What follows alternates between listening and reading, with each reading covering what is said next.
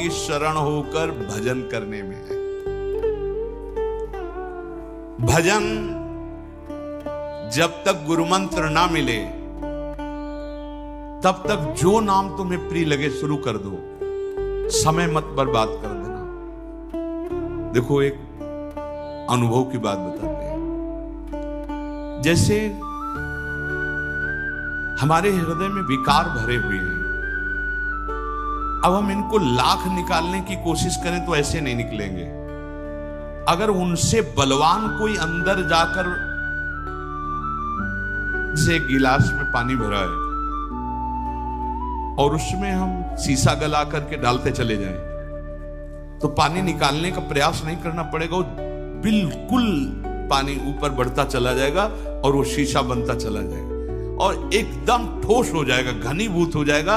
एक बूंद पानी नहीं रह जाएगा, एक बूंद पानी नहीं जाएगा, उसमें घनीभूत हो जाएगा। और वो भक्ति बढ़े घनीभूत हमारी भक्ति कब होगी? जब हृदय निर्विकार होगा। और ये विकार ऐसे नहीं निकाले जा सकते, इनसे बलवान कुछ चीज भरनी पड़ेगी, वो है नाम। जैसे हम राधा गया हृदय में, अब बड़ा है और इनमें बहुत सब बैठे, काम क्रोध लोभ मोह मद मत्सर, राधा राधा राधा राधा राधा राधा राधा राधा राधा राधा। अब ये जमा होता जा रहा है, ये घनीभूत है। नाम चिदानंद है, नाम घनीभूत है, नाम सर्व सामर्थ्यशाली, ये हमारे हृदय में जमा होना शुरू हुआ। अब विकार ऊपर उठना शुरू हुआ। जैसे नए साधक कहने लगते हैं कि जब भजन नहीं करते थे तब इतना नहीं था, जब भजन कर रहे हैं तब तो बहुत गंदगी,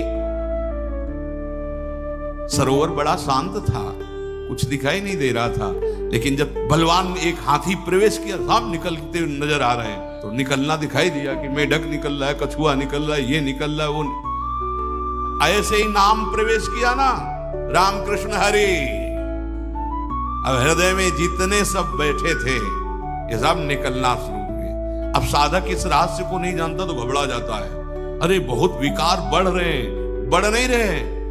अब ठोस हृदय तुम्हारा होता जा रहा है। जहां पोलापन था, विकार जमा थे ना, जिसे तुम अभी तक नहीं निकाल पाए, अब नाम उनको निकाल रहा है। तो जैसे ठोस वो अंदर से होता चला जाएगा, ऊपर उठता चला जाएगा, और जैसे जैसे ऊपर उठेगा आपको लगेगा भयंकर विकार बढ़ रहे हैं, बढ़ नहीं रहे, बिल्कुल अंदर से खाली होता चला जा रहा है विकार, और उसमें नाम भरता चला जा रहा है। इसीलिए बिल्कुल विश्वास कर लीजिए, एक भी नाम आपका व्यर्थ नहीं जा रहा। जो आप चाहे गुरुमंत्र लिए हो या ना लिए हो, व्यर्थ नहीं जा रहा। जो भी नाम ले रहे हो वो वही काम कर रहा है। गुरुमंत्र लेने से और गुरुमंत्र ना लेने से क्या फर्क पड़ता है नाम जपने में? निज अनुभव ये कहो खगेशा, नाम जप से परम कल्याण हो जाएगा, गुरुमंत्र लीजिए या ना लीजिए, पक्का। लेकिन भाव स्वरूप प्राप्त करके सेवा में इसके लिए गुरु के बिना नहीं होगा, इसके लिए नहीं होगा, पक्का समझो। आप सखा स्वरूप या आप गोपी स्वरूप या सहचरी बपू या सेवक स्वरूप, आप नित्य धाम में प्रभु की सेवा में, इसके लिए फिर आचार्य परंपरा और गुरु की जरूरत है, इसके बिना नहीं पहुंच सकते। कल्याण, दुर्गति से बच जाना, जो नाम तुम्हें प्रिय लगे वो नाम उच्चारण करो, बिल्कुल पक्का कल्याण हो जाएगा। लेकिन भाव देह प्राप्त करके सेवा में बिना गुरु के नहीं, या ब्रह्मबोध बिना गुरु के नहीं, कल्याण दुर्गति नरक आदि नहीं जाओगे। आपकी नाम महिमा इतनी मंगलमय है, लहर समुद्र में लीन होने के लिए वायु निकाल दिया तो समुद्र ही बन गया, लेकिन प्रेमानंद अनुभव करने के लिए या ज्ञानानंद अनुभव करने के लिए, इसके लिए सद्गुरु के बिना वो जीते जी जीवन मुक्त अवस्था है। नाम में बड़ी शान, ये चिंतन करो इस बात का। तुम जितना नाम जप कर रहे हो, भाव बने ना बने, वो अंदर जा रहा है और तुम्हारे हृदय की पोलेपन को ठोस कर रहा है, भरता चला जा रहा है, विकार ऊपर उठते चले जा रहे हैं। घबराना नहीं, और नाम बढ़ाओ और नाम बढ़ाओ। एक दिन पूरा हृदय नाम से भर जाएगा, और जहां हृदय नाम से भरा कि नाम ही प्रकाशित हो गया, जीवन मुक्त हो गए, संचित भस्म हो गए, प्रारब्ध निष्प्रभावित हो गए, क्रियमाण निष्फल हो गए। ये नाम। मन की ऐसी वृत्ति बना लीजिए कि एक क्षण भजन के बिना चैन न पड़े। मन की वृत्ति की यहां बात कर रहे हैं, क्योंकि विधि यज्ञात् जप यज्ञो विशिष्टो 10 गुणैः उपांशु स्यात् शतगुणः साहस्रो मानसः स्मृता। जो यज्ञों की बड़ी महिमा है, उसमें सर्वश्रेष्ठ यज्ञ जप यज्ञ कही गई। यज्ञानाम जप यज्ञोस्मि, भगवान कह रहे।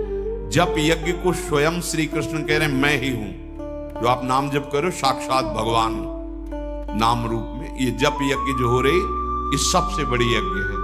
जितने यज्ञों का शास्त्रों में वर्णन किया गया है, अश्वमेध, राजसूय और बहुत सी यज्ञ हैं, सब यज्ञों में सर्वश्रेष्ठ यज्ञ यज्ञानाम जप यज्ञोस्मि। देखो 1 रुपया खर्चा नहीं है, और सबसे बड़ी यज्ञ, जैसे ये राजसूय यज्ञ है, ये कोई चक्रवर्ती सम्राट और महाबली जो पूरे विश्व को जीत सके वही कर सकता है। अश्वमेध यज्ञ, घोड़ा छोड़ा जाता है, पूरे विश्व पर विजय प्राप्त करके कोई घोड़े को रोक ना पावे। कई तरह की बहुत प्रकार की यज्ञ हैं। उन सब यज्ञ भगवान यज्ञेश्वर श्री हरि के लिए ही है, पर सब यज्ञों में श्रेष्ठ यज्ञ जप यज्ञ है, जो स्वयं भगवान का स्वरूप है। यज्ञानाम जप यज्ञोस्मि, मैं स्वयं जप यज्ञ हूं, सब यज्ञों में श्रेष्ठ। जितने दर्श पौर्णमासादि यज्ञ हैं, उनसे बड़ी है ये जप यज्ञ।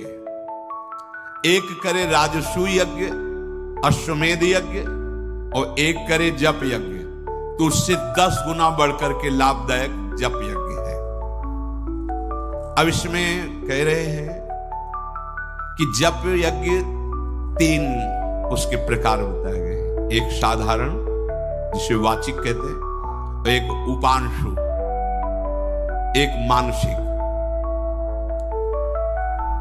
साधारण जप के 1000 मंत्रों से जो लाभ मिलता है, उपांशु के 100 मंत्रों से मिल जाता है, और मानसिक के 1 मंत्र से मिल जाता है। ये समझिए, जैसे 1000 बार जो जपा से राधा वल्लभ श्री हरिवंश, राधा वल्लभ श्री हरिवंश, राधा वल्लभ श्री हरिवंश, इसे साधा, इसे कीर्तन नहीं कहते। कीर्तन तो उसे ही कहते जो उच्च स्वर से होता है, इसे जप कहते हैं। इसे वाचिक जप कहते हैं, जिसे शास्त्रीय भाषा में साधारण जप कहते हैं। वाचिक साधारण जप का 1000 और उपांशु 100। अगर 100 बार ऐसे, तो साधारण जो 1000 बार कहा, वो उपांशु, जिह्वा अंदर चल रही, शब्द उच्चारण नहीं हो रहा है, पर लग रहा है आप जप कर रहे हो, इसे उपांशु जप कहते हैं। ये 100 जपे और वो 1000 जपे। और मानसिक जप, न ओठ न जबान, सामने लिखा हुआ है राधा वल्लभ श्री हरि, चल रहा है।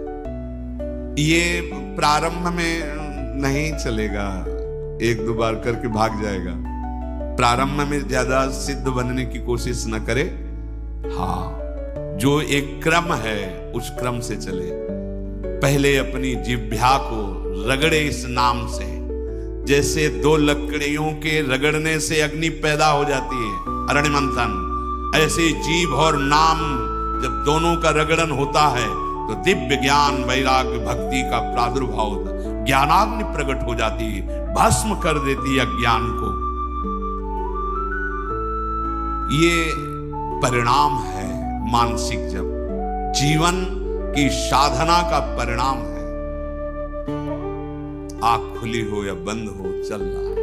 तभी हर कष्ट, हर अपमान मुस्कुराकर सह सकता है वो उपासक, क्योंकि मन ही तो दुख सुख का अनुभव कराता है। वो मन मानसिक जप में लगा हुआ है। बहुत बड़ी महिमा मानसिक जप की है। 24 घंटे में कुछ सेकंड का अभ्यास कर लो मानसिक का, शेष मन उपांशु में बदलो।